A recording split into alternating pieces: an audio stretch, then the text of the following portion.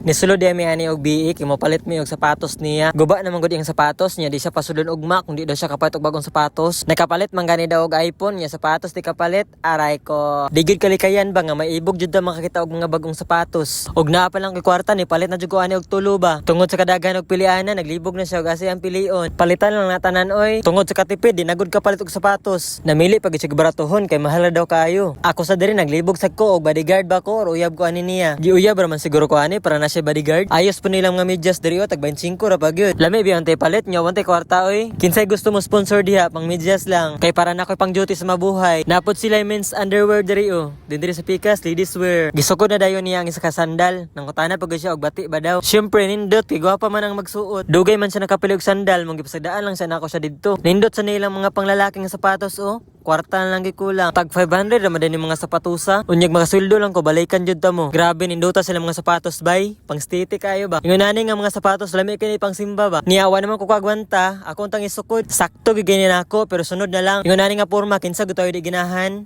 Huwat sa kantila ka ha. Pag gumanyag pili ninawag na yun mi. Kimobayad na mi sa counter. Daghan pa mga pila para sa counter. Nitanaw sa kodaan diri og mga rice cooker. Abi kog mahal ning mga rice cooker. Naramday tag 700 nindot na. Nitanaw lang kodaan. Kay in case og maglahi na ko ba, mobalik ra ko diri. Nilaon taon lang puday ko diri og siling pan kay pares man silang duha gud. Kay og wala ning siling pan, igang jud kayo imong kinabuhi. Nibayad na dayon siya diri sa counter para makauli nami. Pagawas na mo hastang malasa kay gaulan gyud. Wala ra bagid taon mi kadala og payong. Lisod sa magpaulan mi. Magulat gid mi og muhunong ang ulan. Samtang gaulat mi nga muhunong ang ulan, nikaon lang pud siya gitlog. Kayo nya guli akong itlog na pud. Aish, diri ra day kutob. Salamat kaayo.